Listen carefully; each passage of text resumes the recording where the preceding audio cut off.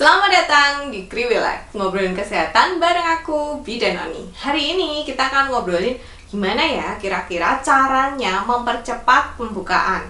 Pasti ada kan di antara kalian yang ketika melahirkan itu bukaan satunya tuh lama banget, kayak berhari-hari atau berminggu-minggu pembukaannya itu nggak nambah. Nah, sekarang kita akan ngomongin gimana sih caranya supaya pembukaan ini cepat nambah. Sebelum kita bahas lebih lanjut, aku akan kasih tahu kalian bahwa sebenarnya pembukaan itu bukan satu-satunya kemajuan persalinan. Aku sudah pernah bikin videonya, kalian tinggal klik link aja yang aku taruh di atas sini. Nah, kalau udah nonton itu kalian pasti tahu kan kalau misalnya selain pembukaan ternyata serviks itu juga dia harus memendek, dia harus menipis, dia harus melunak, baru kemudian terjadi pembukaan. Jadi sebenarnya proses ini memang bisa berlangsung selama beberapa hari atau mungkin beberapa jam gitu ya. Karena memang terutama untuk persalinan anak yang pertama itu butuh waktu di mana serviks ini harus melunak dulu, memendek dulu, menipis, baru membuka. Nah, kalau misalnya nih serviksnya udah memendek, menipis, dan melunak, gimana caranya supaya pembukaannya jadi lebih cepat? Nah, simak tips berikut ya. Yang pertama adalah cara-cara alami yang bisa kita lakukan di rumah. Jadi bukan merupakan tindakan medis. Yang perlu diperhatikan adalah usahakan kalau misalnya ketubannya sudah pecah walaupun belum ada pembukaan, itu kalian banyak-banyak istirahat. Supaya apa? Supaya ketubannya itu tidak semakin mengalir gitu. Jadi boleh lakukan hal-hal berikut dengan catatan memang ketubannya belum pecah ya. Yang pertama adalah kalian bisa melakukan power walk atau prenatal yoga atau misalnya senam hamil yang memang dia itu bisa untuk mempercepat pembukaan. Kenapa? Karena misalnya ketika kita melakukan power walk atau kita melakukan prenatal yoga, itu peredaran darah kita ini jadi lebih lancar gitu. Jadi otomatis aliran darah yang ke serviks itu juga jadi lebih lancar sehingga pembukaannya itu bisa lebih cepat. Selain itu, ketika kita bergerak, beraktivitas, berolahraga, itu biasanya tubuh kita lebih rileks gitu ya.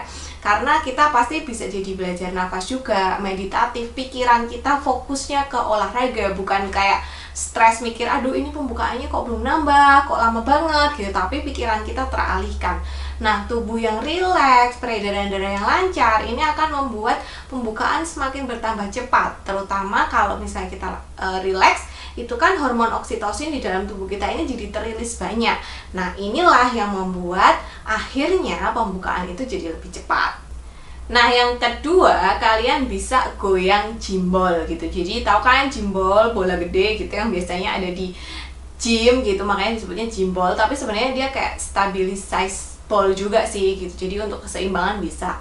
Nah, kalian bisa duduk di jimbol ini terus melakukan gerakan kayak muter atau ke kanan, ke kiri. Ini akan membantu kepala janin itu dia jadi lebih mudah turun dan posisinya bisa optimal. Karena persalinan itu sebenarnya bukan cuma tentang pembukaan aja, tapi si kepala janin ini dia juga harus turun. Setelah itu dia harus putar paksi dalam, dia harus gimana caranya supaya janin yang segede itu bisa lewat vagina kita. Pastikan dia kalau bahasa Jawanya tuh ngepas-paske gitu loh. Nah, kalau misalnya kita kayak goyang jimbol, itu kita membantu janin supaya dia bisa lebih mudah untuk memposisikan dirinya. Nah, tekanan kepala itu lama-lama juga membantu serviks ini untuk semakin cepat dia menipis, melunak, dan akhirnya terjadi dilatasi atau pembukaan. Karena kayak kepalanya tuh makin menekan, akhirnya serviksnya jadi melar ke samping, terus akhirnya terjadi pembukaan. Yang selanjutnya nomor 3 adalah kalian bisa melakukan relaksasi, bisa meditasi, bisa mandi air hangat, bisa spa yang khusus ibu hamil gitu. Kenapa? Karena salah satu hormon yang berperan dalam persalinan itu adalah hormon oksitosin.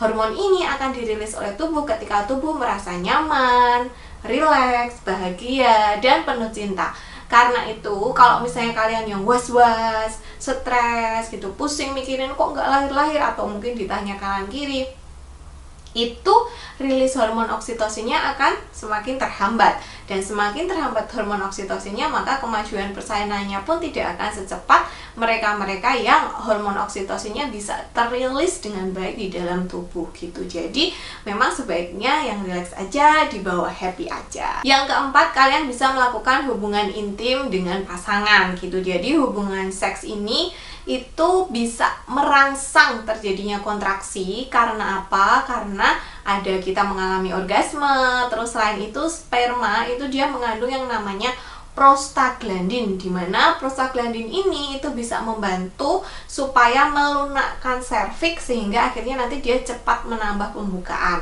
Nah, kalau misalnya kalian setelah melakukan hubungan seksual kok misalnya perutnya terasa kencang, terasa kontraksi, terasa mules, itu merupakan hal yang normal dan memang reaksi yang kita harapkan. Harapannya kalau nanti ada kontraksi ditambah prostaglandin yang sudah melunakkan serviks, akhirnya pembukaannya pun semakin cepat bertambah. Dan yang selanjutnya masih sedikit berhubungan, tapi ya nggak selalu dilakukan saat melakukan hubungan seks, adalah kalian bisa melakukan stimulasi puting pada payudara atau rangsangan pada payudara gitu. Karena memang rangsangan pada payudara itu bisa menyebabkan kontraksi.